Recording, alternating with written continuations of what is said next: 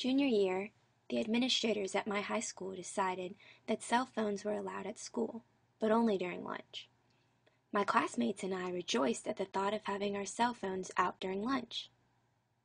However, this freedom was soon taken away, and I spent my senior year's cell phone-less.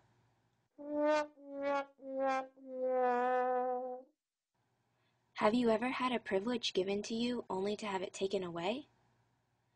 It's almost worse once the privilege is gone because you have experienced the wonderful freedom. This is exactly what happened in France after the 1848 revolution, and the resulting frustration is captured in this painting. In the painting entitled Washing, the French artist Jean-Pierre Alexandre Antigna portrays the hopeless, everyday life of working-class women after the revolution through his characters' facial expressions, color scheme, and characters' body positions.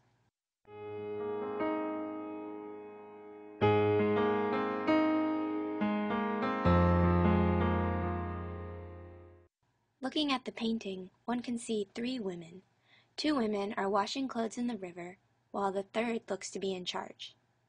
We can assume that the women on the ground are in the working class because they are in the river doing physical labor, and the lady in charge is of a higher status than the 2 servants.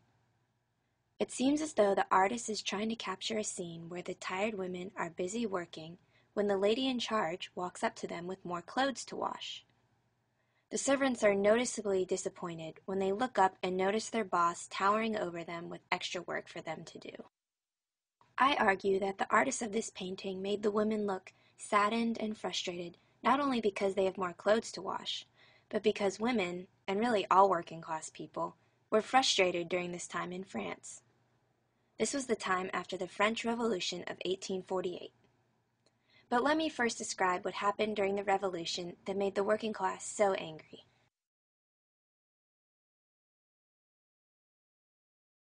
In February 1848, the people of France overthrew the monarch, King Louis Philippe. Popular discontent towards Louis Philippe came from the poor conditions of the working class.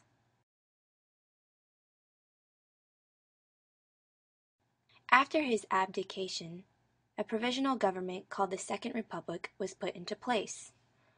The Second Republic had 2 major goals: universal suffrage and unemployment relief. Therefore, universal male suffrage was enacted, but women, of course, did not have the right to vote.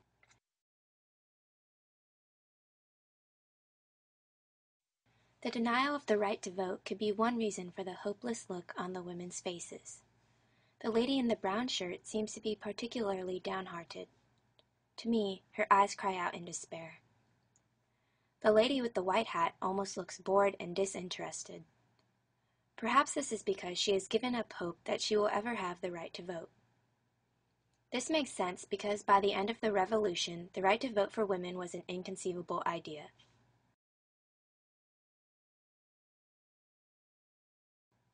However, during the revolution, women's organizations started to emerge which provided a glimmer of hope for the feminists. Women started to play a more prominent role in revolutionary events.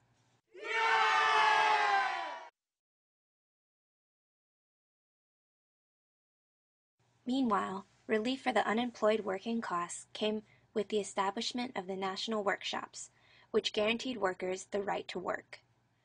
However, the benefits for the working class ended here and the frustration began. The government decided to close the workshops.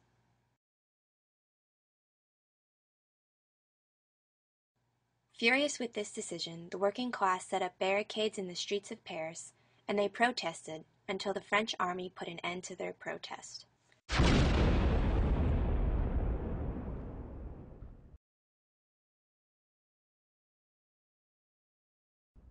The colors used in the painting reflect the results of the closing of the workshops and the fighting in Paris. The background has mostly dark, earth tone colors, contrasting to the foreground, which is brighter and mostly white in color. The background colors make the scenery look ominous, while the foreground looks much more inviting. This symbolizes how the women were encouraged to return to their domestic roles, and the privilege of having a political role in society vanished into their surroundings. All they could do was return to their hopeless, everyday lives.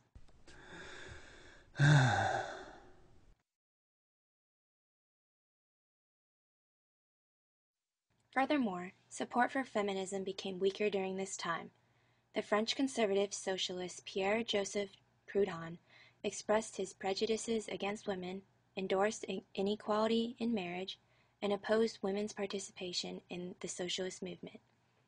The fact that intellectuals and socialists held these views was particularly disheartening, because these were the very people who might be expected to advocate for gender equality.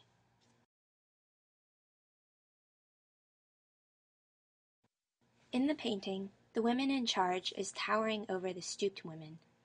This shows how the overbearing elite crushed the dreams of the people below them, especially the women. All the women wanted were the privilege to work and the privilege to voice their political opinions, but these were both taken away from them. The woman in charge is also extremely large, taking up a large portion of the painting.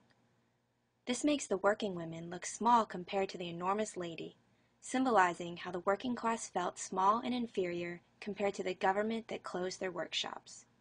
In this way, the painter shows us the despair of the characters through their body positions. After researching the Revolution of 1848, one can see why the women in the painting look so hopeless. The dissolution of the workshops and the growing misogynistic ideas of the elite resulted in depressing lives for the working class women. The attempts to gain women's rights had failed, leaving women exactly where they had started before the revolution, although this time it was worse because they had experienced that glimmer of hope. The painter beautifully captures these experiences of women during and after the revolution with his scene, Washing.